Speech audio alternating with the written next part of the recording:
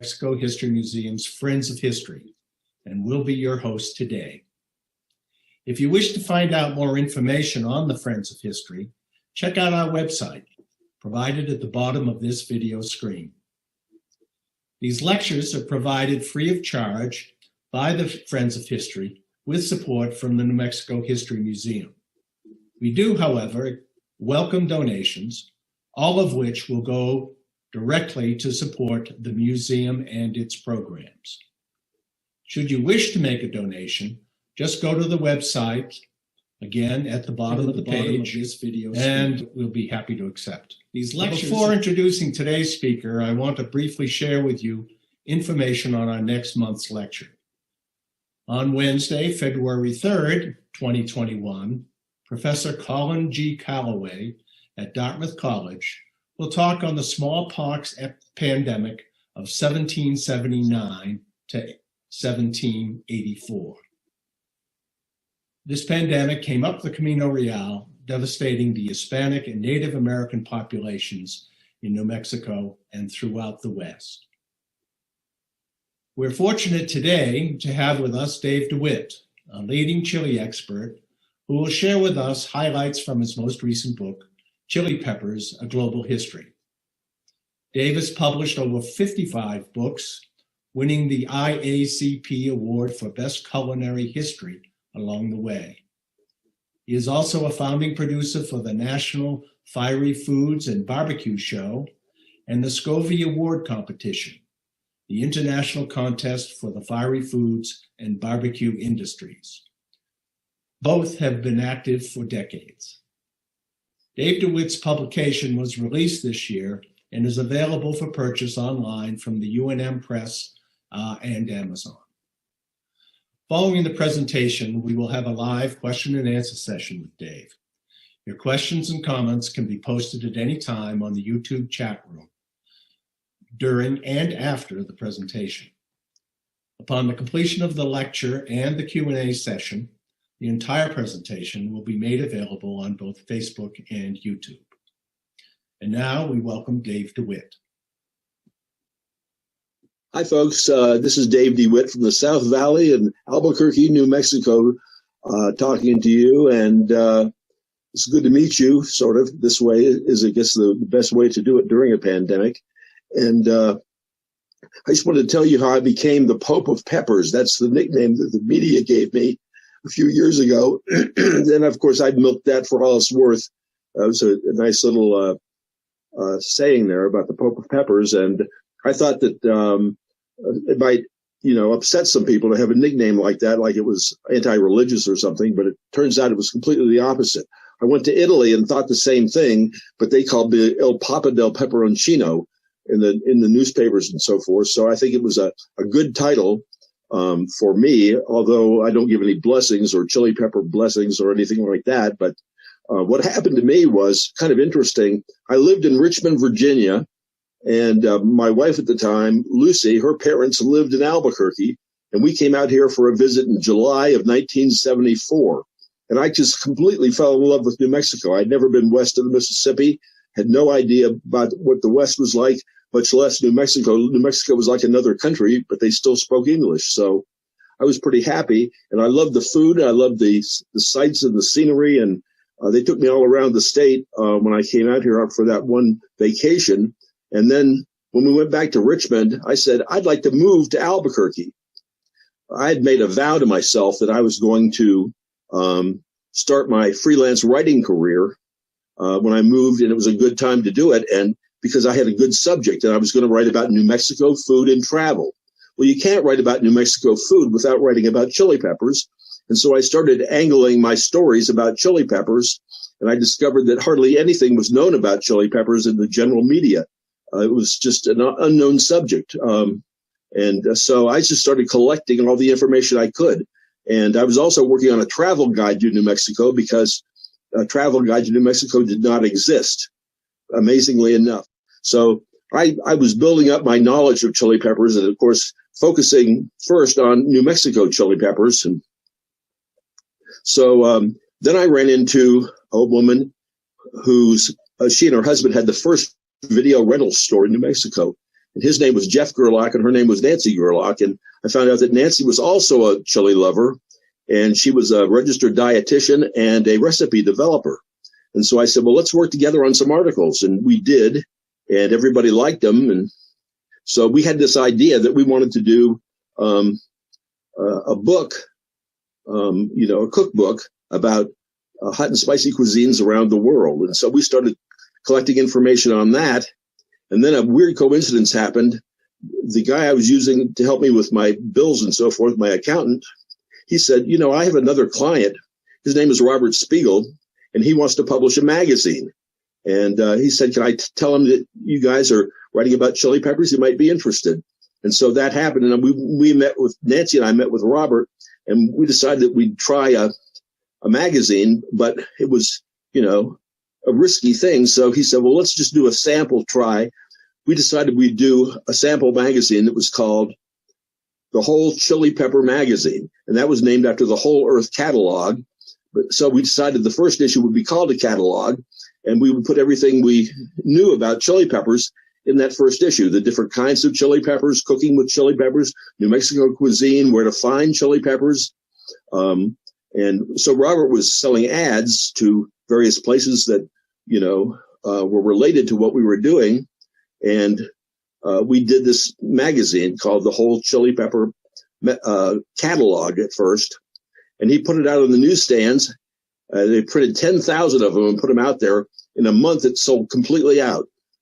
And so we knew we had something going there. As a matter of fact, Robert started getting blank checks for subscriptions.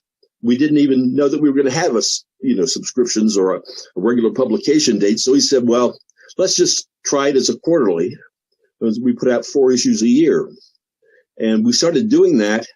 And it just really took off. All of a sudden, he was getting hundreds and then thousands of orders for subscriptions, which of course helped his cash flow a lot. Now, I should point out that he was the owner of the magazine. We were just hired hands. Nancy and I were just hired hands. She was the food editor, and I was the overall editor of the magazine. And it worked, though. I mean, we really had a good time doing it. And here's an example of one of our covers. This one came out in September, October. It was a bi-monthly then, September, October of 1990. And we tried to do as creative covers as we possibly could because they were going to be on newsstands all over the country. When I lived back in Richmond, I had produced some events, some shows. I did an indoor flea market. I did antique shows and a couple of book projects, book shows, book fairs, I guess you'd call them. And when I came out to New Mexico, I was down covering chili peppers at the New Mexico Chili Conference. And I saw a display, sort of like the one here, of old El Paso products. And so they were piled on a table. So it was a tabletop display of old El Paso products at the New Mexico Chili Conference. And I couldn't get that image out of my head, all those products on a table. And I thought, there's probably 2 or 3 aluminum siding shows in the United States, but nothing with hot and spicy foods at all. And I knew that it was about $1 billion industry then. If you consider all the manufacturers like Old El Paso, and there's a bunch of other ones too, and independent ones were springing up all over the place. Bueno Foods, for example, was just starting in Albuquerque. And so anyway, I thought, well, why don't we do a show, and we'll call it the Fiery Food Show. And so we did it for 2 years. We did it in hotel venues, one in El Paso and one in Albuquerque, and they were very successful. And they were too small, actually. We had to turn exhibitors away. And so we moved to the Albuquerque Convention Center. And the image you're looking at now of the convention center, this is the west side of the convention center before the east side was built. And it had 2 halls, each one 30,000 square feet. And pretty soon we had filled up both halls, and we had to move into the new convention center, which was on the east side, which had a space of 60,000 square feet that we could use. And it also had a viewing area, so we could take an aerial shot of all the exhibitors. And here's an image of that. This was about 1990 90, I guess, something like that. And anyway, as you can see, it was a pretty big size show. And we didn't stay at we stayed at the Albuquerque Convention Center for about a decade, maybe a little bit longer. In the meantime, our agent had been pitching this idea called the Fiery Cuisines, and finally St. Martin's Press made an offer on it. And it came out in paperback. It came out in hardcover, and then paperback, and then there was a British edition that came out too. And we made a nice little sum of money on that from royalties and so forth, and launched our book writing career. And Nancy and I went on to do 10 books together, including the Fiery Cuisines. We did Fiery Appetizers, and that was going on too. So we had a lot of stuff going on. I was not yet called the Pope of Peppers, though. That happened a few years later during a promotion for a book that started our international explorations. That was a book called Callaloo, Calypso, and Carnival, the Cuisines of Trinidad and Tobago. In the meantime, the magazine was still going strong, and I'm going to show you some of my favorite covers. Here's one that was done by R.C. Gorman, the famous Navajo artist, and this is during the time when everybody was doing a nude cover. And so he came up with a nude chili pepper, and we put it on the cover, and of course that got a lot of attention. And we wrote a story about Gorman's love for chili peppers, and other personalities came up too, like the lead guitarist Joe Perry from Aerosmith. We found out that he was a chili head, and so we arranged to have him do a shoot with us for the cover. And probably the most original and interesting cover we ever did was we wanted to have Elvis Presley getting to the Fiery Food Show. So we hired a Elvis Presley impersonator and put him on the cover. And this was a huge hit. The book publishing thing kept getting bigger and bigger and bigger. And finally, in 1990, we came out with the whole chili pepper book. And this one was in trade paperback, and it was done by Little Brown. And it sold 120,000 copies, which is still my biggest selling. Well, I think it's my second best selling book that I've ever done. I think the complete chili pepper book, which I'll show you the cover in a little bit, that was my best selling book, and it's still in print. But the whole chili pepper book was very popular, and it got me on the Today Show and a couple of other national shows. In the meantime, the show continued to grow and grow. And so we moved the show to Sandia Resort and Casino. It was about 12 years ago. And the first year we did it there, we had a 40% increase in attendance. And as a matter of fact, the attendance got so big in subsequent years that they had to build a parking deck out there, because when the show was going on, the gamblers couldn't park close to the casino. So that's why they built that. And so that's been a big popular thing. Now, we were supposed to have our 33rd annual show this coming March, but we've had to postpone that because of this pandemic. And it's unfortunate, but we'll be back hopefully in 2022. I think it'll probably get fairly back to normal. In the meantime, I continued to write books, some with Nancy, and then on my own when Nancy retired. And if she couldn't co-author the book with me, at least I could dedicate it to her. And so Chile Peppers, A Global History is dedicated to Nancy Gerlach. And I went on to actually become a food historian.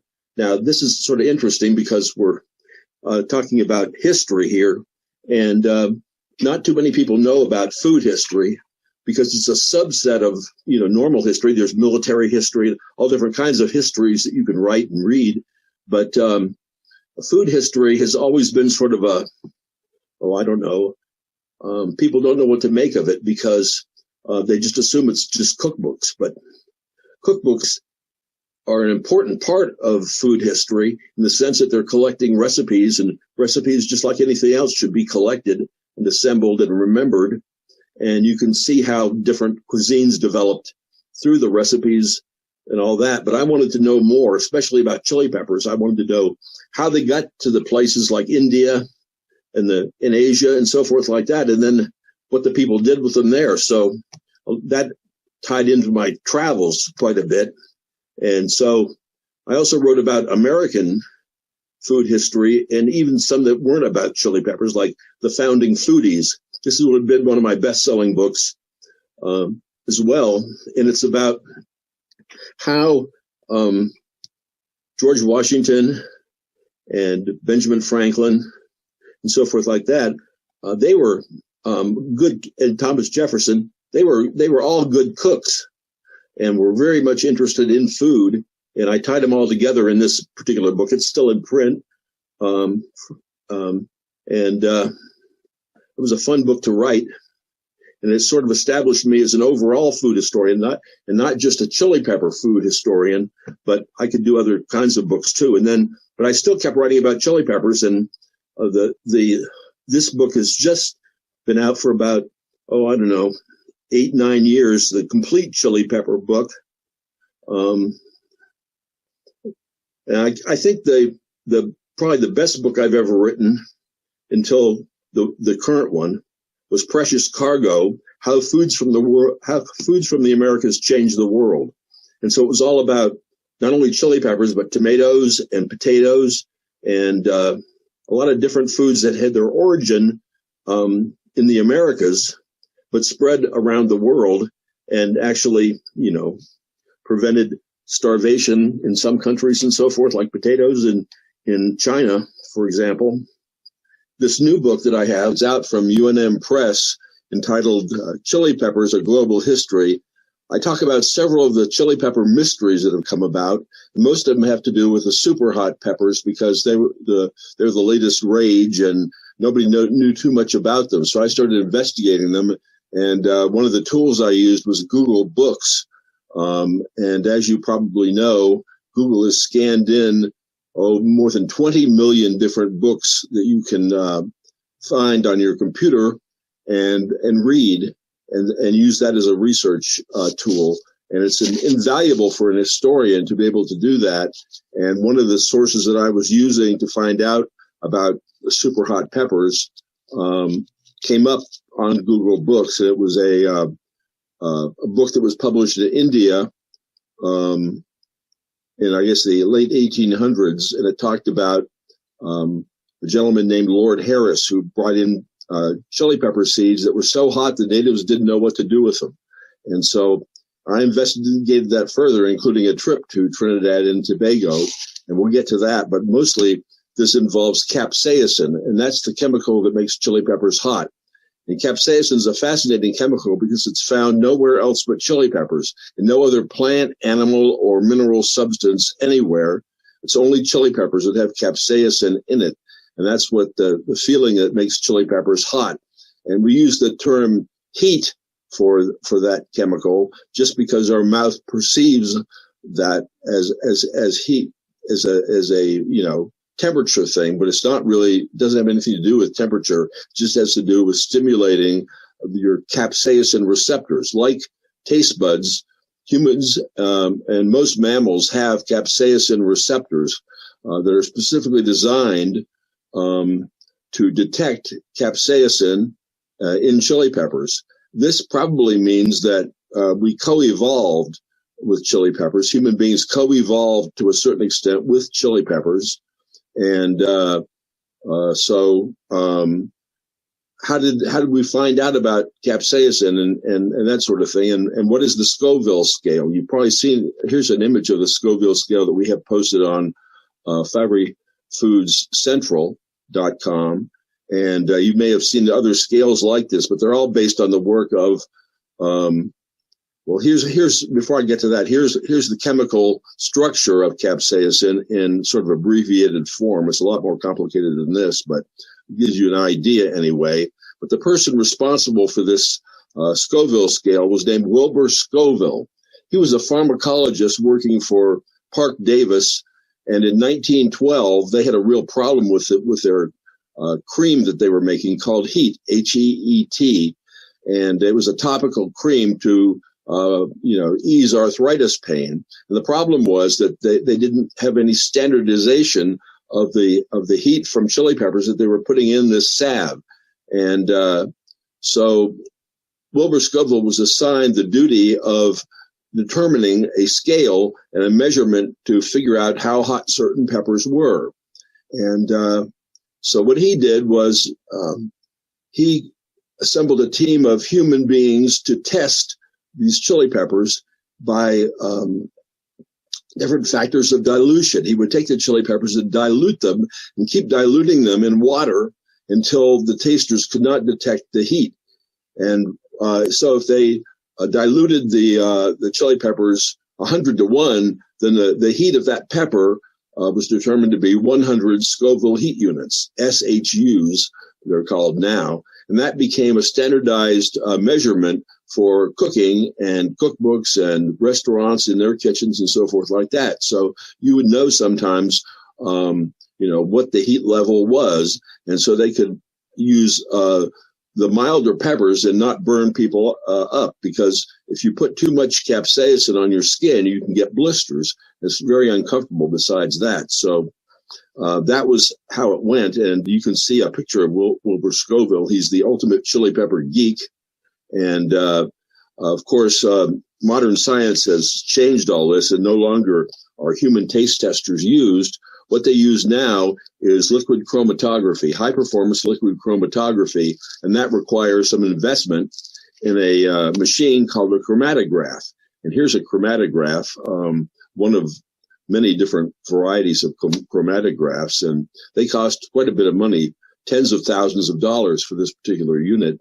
And what happens is analyzed by this machine that can detect the capsaicin in parts per million. So the parts per million are then translated into Scoville heat units for use in the kitchens and all that kind of stuff. So how did these peppers come about? Well, we know now that all the super hot peppers originated in Trinidad, which is part of the nation of Trinidad and Tobago. 2 islands, 1 nation is what they say. And for those of you who might be a little fuzzy in your geography, here's a map, and you can see Trinidad and Tobago are right off the coast of Venezuela. And they're the easternmost islands of the Caribbean, and they're not too far away from Barbados. And so I've been there twice, and it's sort of a fascinating culture, because we expect in the Caribbean for the most populous islands and so forth like that have a majority of people with African descent.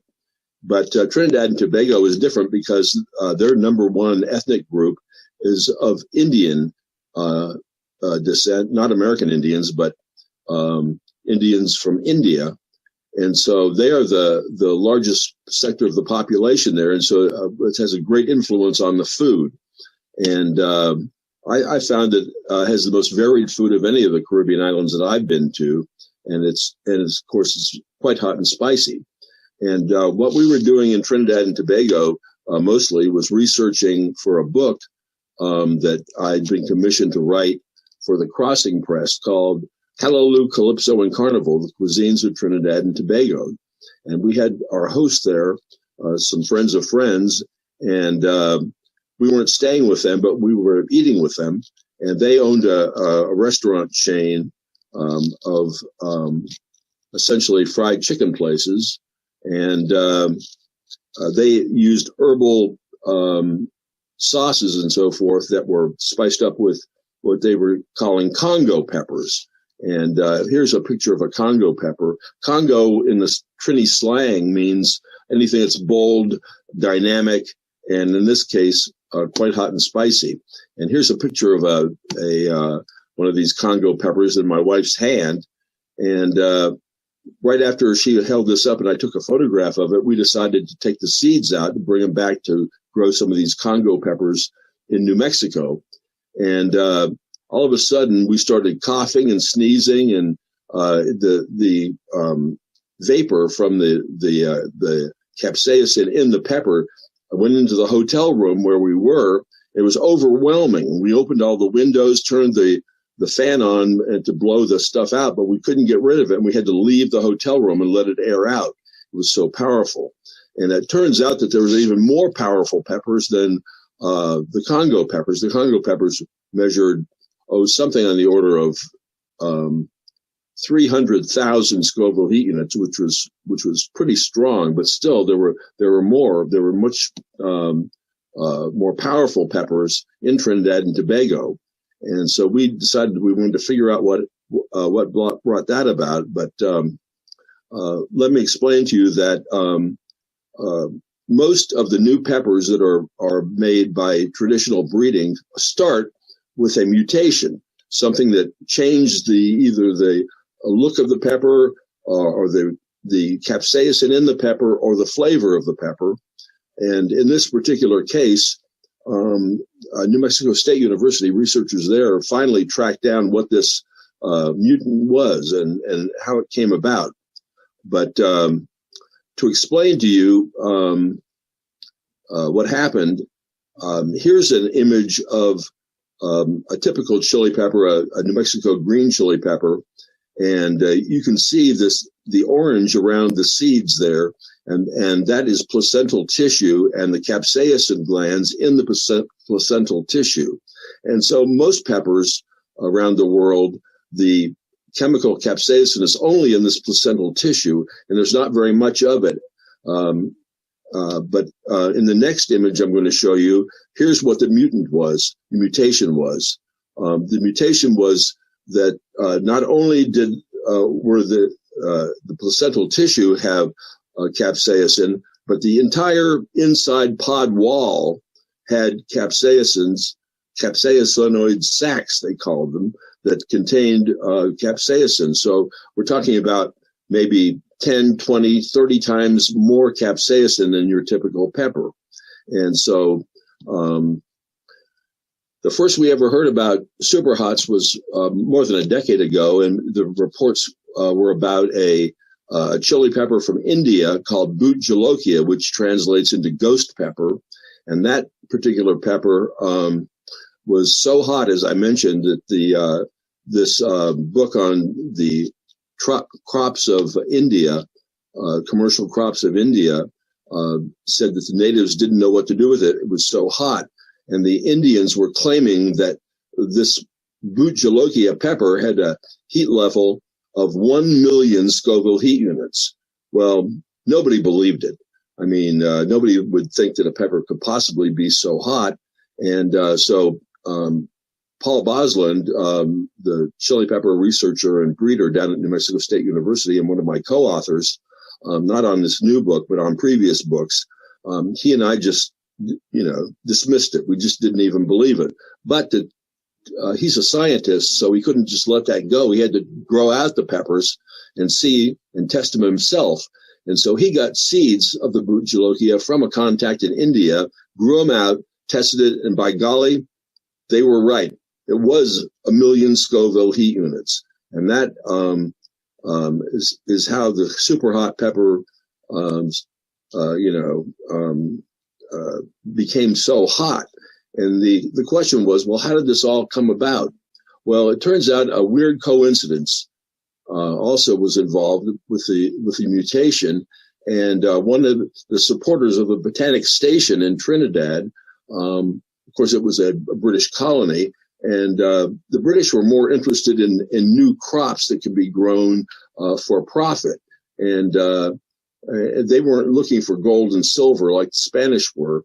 They were looking for new crops. And so they had a botanic station on every one of their possessions around the world.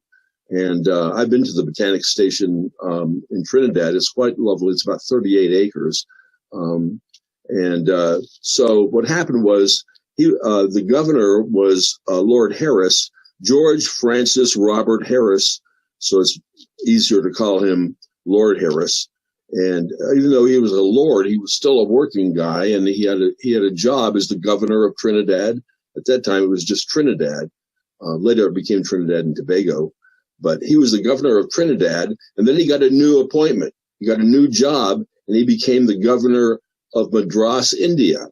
And so he took seeds from Trinidad, the super hot seeds, and took them to India. And somehow they got up into northeast India from Madras, and became the Bujalokia. And we don't know how the seeds got from Madras to Nagaland, but it did somehow. It's still partially a mystery anyway. And so that's how the pepper got established in India. And of course, the Indians believe that the pepper was native to India. It wasn't. It was introduced by Lord Harris. But just like in Africa, the British explorers would come and find chili peppers and think they were native to Africa because, it just seemed likely that that was the case. But in all cases, the seeds were actually distributed around the world, except for this one case with Lord Harris. Most of the peppers were distributed through trade. Portuguese and Spanish sailors would go into the ports and bring seeds with them, and they found out that it was a lot easier and cheaper to grow chili peppers than black pepper, for example. And so in this particular case, it was the British who were responsible for the super hot chilies getting established in India. And now we know that there are several varieties, and I should have shown you one before, but if they didn't put it up there, here's an image of the Trinidad scorpion, which is a super hot pepper from Trinidad that's extremely hot, well over 1 million. It was the hottest pepper in the world at one particular time, but has since been eclipsed by the Carolina Reaper, which is more than 1.4 million Scoville heat units. And that has been around for about 3 or 4 years as the world's hottest pepper. And so far has not been eclipsed by any other breeder or any other pepper that's come out by traditional breeding. And there's a lot of questions about would there ever be, chili peppers that were made hotter by manipulating their genes and so forth like that. But nothing like that has ever been done with chili peppers. For some reason, they just can't be, genetically manipulated to be hotter for some reason. Maybe there'll be a breakthrough and somebody will make one. But I think that 1.3 million Scoville heat units is hot enough, and most people don't even know what to do with them. But just like Wilbur Scoville found out, the only way you can make chili peppers or a dish made with chili peppers less hot is to dilute it. In other words, you put in more of everything else that's not a chili pepper, and you will eventually get it to the point where you can eat it. So if you take small portions of chili peppers that are super hots and use the smallest portions you can use, they are edible and you can actually cook with them. And there's one super hot pepper called 7-pot, P-O-T, and that would mean that one pepper could heat up 7 pots of stew of any kind. So, and I'm talking about big pots of stew here. And so it was a lot cheaper to use a super hot pepper than it was to buy the peppers you need for 7 pots of stew, if that's what you were cooking, or in a restaurant situation when you're cooking for volume or catering or something like that. So the super hot chili peppers do have some value, but most people just grow them as sort of ornamentals, and they can point out in their garden, that's the hottest pepper in the world. And everybody says, ooh, ah, that kind of thing. So most of the major mysteries of the super hot peppers have been solved, except for the one about how they were transported within India. I have no idea how I'd research that one to figure that one out, but somehow they got from Madras to Nagaland, where the Bujalokia was grown. And that's sort of the story of the super hot peppers as far as we know now. And for those of you out there who may have some questions, we're going to go to a question and answer session live right now.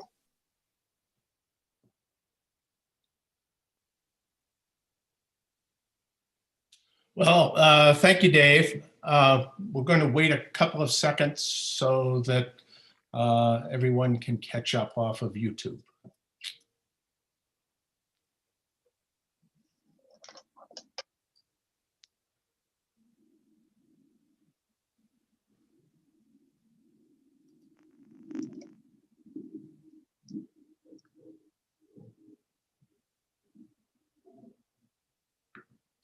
All right. Again, thank you, Dave. That's a fascinating presentation.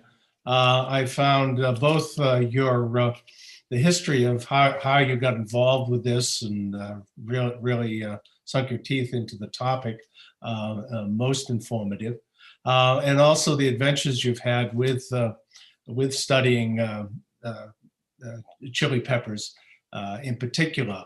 I like the what you've done with the history of chili peppers and discovering their origins and offering a small chemistry class on how to understand the the complexities of the hot flavor of the peppers. It was that's one of the things I like most about studying chili peppers is that they're multidimensional in terms of the different parts of them that are so interesting. There's cooking, there's science, there's just about everything, and there's gardening and hobbies and all that. But still, it comes down to the basic thing. If you like chilies, it's fun to grow them and fun to cook with them. Right.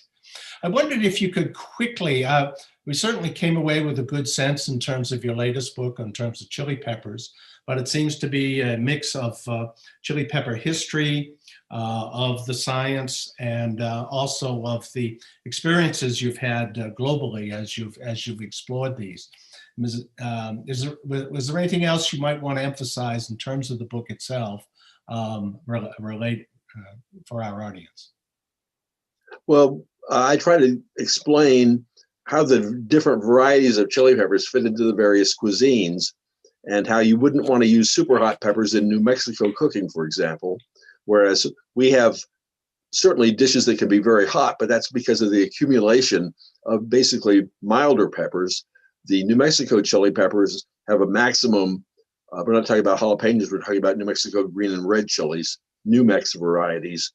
And basically, they're usually no hotter than 1,000 Scoville heat units. But if you take a lot of those chilies and concentrate them in a sauce, for example, New Mexico chili sauce is like a red chili sauce, will have many, many of these chilies in them, and that just concentrates the heat.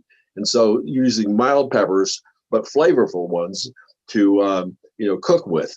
And you couldn't do that with super hot peppers. Although they are flavorful, they're just so incredibly hot, you can't dilute it enough. You'd have to make have a pot that was 35, 40 gallons of a red chili sauce if we were using super hot peppers, and it still wouldn't be the same color and the same flavor either. So the chilies around the world fit in very closely with kinds of cuisines that are being eaten, and so super hot pepper would be more likely to be put into some sort of a salsa, where you were making a large amount of salsa with a very small amount of peppers in it because they were so hot. But they are flavorful. They have a sort of an apricot aroma to them and a flavoring to them. They're very fruity, as they are, because they are fruits. And we think of them as vegetables, but they're not. They're fruits. They're just like an apple or a pear or anything like that. But they are, of course, just grown as an annual in most places because of freezing, but chili peppers in tropical climates grow as perennials, and some of them get to be small shrubs, even trees that are 25 feet tall. Some of the pubescens peppers, the rocotos with the black seeds, I've seen a tree that looked like, an oak tree or something like that, and it had a stem about 6 inches in diameter, and the tree was 25 feet tall, and this was in Ecuador. But that's how big chili peppers can get. The right kinds of varieties can get extremely big, but they won't happen in your garden.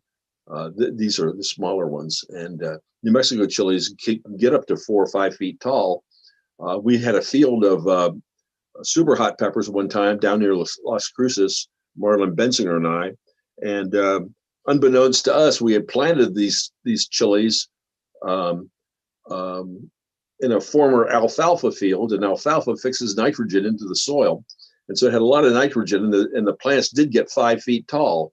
And they were so tall and so large and broad, we couldn't get in to harvest them. And we had to hire no offense to anybody, we had to hire very small women to go pick because they could get through the plants where we couldn't. We were too big. So we hired smaller people to go in and harvest the super hot peppers. Of course, they were wearing gloves in case there were any accidents or anything like that. But yes, chili peppers, even New Mexico varieties, will get very tall if you feed them a lot of nitrogen. And the odd thing was, usually if you grow them too tall, you won't have much fruit. But these had a lot of fruit too, so we got the benefit of the big chilies and a lot of pods for the super hots. And what did we do with the pods? We gave them away. What else could we do? Right. Can't eat them all. We're fortunate. We have some questions. It's picking up on Okay. A couple of the points that you made. One of the readers, one of our folks was wondering if there was a family tree of sorts for chili peppers. I think you could make a family tree of them. Sure, you could. All it takes is an artist and somebody who knows about chili peppers, but it might be a little misleading because, of course, the same varieties of chilies grow on individual plants, and so you wouldn't have a tree that had a bunch of different varieties of chili peppers. It would be fanciful, in other words, but it still would give the idea of the varieties of, say, pod shapes and sizes. And chili peppers, the chiltepines, the wild chili peppers that grow in Arizona, some parts of southern New Mexico, Texas, and into the American South. These are the wild chili peppers that were, they're in sort of pekin-like, but they're actually little berries. That's the smallest ones that are grown. But you've got the New Mexico Big Jim chili peppers that you get to a foot long. And so you have lots of different sizes and shapes of the pods, but they don't all grow on one plant. They grow on different plants, of course. And so a family tree or a family bush of chili peppers wouldn't be botanically accurate, but it might be something that would be worth doing. I've never done one, but it's an idea anyway. Yeah. Could you encapsulate the history of chili peppers in New Mexico? I think people know the broad outline. Basically, it's believed that the chili peppers came to New Mexico from the Spanish explorers in Mexico who were exploring north. And so we think the first peppers came with Juan de Oñate. Remember him? The guy who gets in all the trouble and the statues and all that kind of stuff. It's the same guy. And he supposedly brought the chilies up and said, we gave them to the natives, meaning the Indians, because they had no chili seeds. And that's how the crops got established in the pueblos and so forth. And so Juan de Oñate, who was cutting people's feet off in Acoma and so forth like that, did some good by bringing chili peppers to New Mexico. So we have to remember him for that. Poor old Juan. And so anyway, that was the origin of them. And then what happened was these chili peppers were not purely bred. In other words, they were sort of like, if you would use the analogy of dogs, these chili peppers would be mutts in the sense that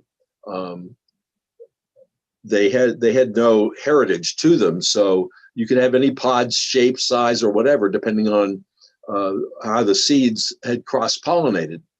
And so just like dogs will breed all over the place and have mutts, chili peppers will breed all over the place and have all kinds of hybrid pods of any shape or size. And it took New Mexico State University researchers like Fabian Garcia, the first Hispanic graduate of New Mexico State University, who ran their experiment station there, the first one we ever had. He developed New Mex number 6 as the first pod that had a reasonable shape, size, and heat level that could be repeated every year. And you can do this through traditional breeding. And I still like to point out that nobody's ever done any kind of genetic manipulation of chili peppers. And there has been one of tomatoes. They did a manipulation for one called the Flavor Savor Tomato, but it failed. And why did it fail? Because it didn't taste very good. And so what good does it do to manipulate the genes of a plant like a chili pepper or a tomato if you're not going to do something useful with it? And so that these are all done through traditional breeding to get the kind of varieties that we have now, the different New Mex varieties from New Mexico State University. So essentially what happened was something that was wild and crazy got tamed and made into a pod that could be commercially viable. You know, you could depend on the shape, the size, the heat every year. And so it was a standardization. And then, of course, they determined, well, maybe we should have some of these New Mexico ones that have more heat. So the Sandia variety came around. Maybe we should make a big one. Then they made the Big Jim. And so we have a lot of varieties within the New Mexico chilies, but they have a long, nice history of traditional breeding to accomplish what the breeders are trying to do with a particular chili pepper. And sometimes that includes flavor. And one of the most flavorful ones was the New Mex 6-4. It was done by Roy Nakayama, who was one of the developers of that. And that was the most popular and still is. The New Mex 6-4 Heritage is still the most popular one for farmers to grow in the state and for us to eat. And it's either green form or red form. And they have a heat level. This sounds very, very low compared to what we're talking about with super hots of 800 Scoville heat units. But if you concentrate them, as I mentioned before, you can achieve a nice heat level just by, the number of pods you put into a sauce or stuff or whatever. So it's pretty versatile. Of course, we really should ask your views on the ongoing debate between Colorado and New Mexico about who has the best chili. Well, what I like to do is say that, good luck with them in Colorado growing the Pueblo chili peppers. That's great. That's wonderful. Their total harvest up there is about 800 pounds a year or something like that. I mean, it's nothing, maybe more than that, but not very much compared to New Mexico. So they're no threat to New Mexico chilies. And Hatch is not looking over their back toward the north at all in this particular case. There's no threat from the Pueblo chilies to New Mexico chilies in terms of sales or anything like that. They're not producing enough of them to make a difference. But it's great to see that happens because we like chili peppers no matter where they come from. If you're a chili head, you're a chili head, Yes, and indeed. So, yes. All right. Well, before we finish up, I'll give you an opportunity to make any last comments. We've really appreciated the presentation and this discussion. Well, I like to thank the New Mexico History Museum just because being a sort of a historian, I mean, I guess I could say that I'm a food historian, and it's great to see a museum pay close attention to something that's not usually thought of as something for historical purposes, but food history and the history of chili peppers to me is utterly fascinating. And I've sort of devoted a lot of my life to writing about it and studying it and all this kind of stuff and going around the world and finding out how they use chili peppers, how they grow them and all that. And that's one of the things that distinguishes my new book from the rest of the books I've written is the fact that I included my travels. So it's a partially a cookbook, partially a travel guide, and it's probably the most interesting book that I've written. And so I like to thank the University of New Mexico Press for doing such a great job. And the book has 500 photographs in it, and it's just like, monumental as far as I'm concerned. And I'm proud to have it out, and I'm proud that a New Mexico publisher did the book. We'd have to depend on New York publishers all the time. Yes. Well, good. Well, that's great. We are posting the link to the UNM Press for those that may be interested in looking more closely at your most recent book. We really want to thank you for for all you've done in terms of Chile Peppers and raising the level of interest and of understanding of that. And well, let's hope that we appreciate can you get this taking the time. pandemic over with and we can return to having a fiery food show in 2022. Indeed. Sorry, guys, that I had no choice. I mean, our venues are all closed. We couldn't even have a show. I mean, this is out of my hands. It's bigger than I am by a mile. So, you know, we'll get back to having a show as soon as we possibly can. In the meantime, you've got books, you've got gardens, you've got ways to enjoy the different products that are out there in the stores now and so forth. And it's a big industry. And the shows are fun and so forth like that, but they're not actually essential to your enjoyment of Chile Peppers because Chile Peppers are everywhere. Right. So well, again, thank have a good you. time. And for our audience, I want to thank you for participating today and online. This presentation will be posted on both YouTube and Facebook, and we hope that you might enjoy that as well.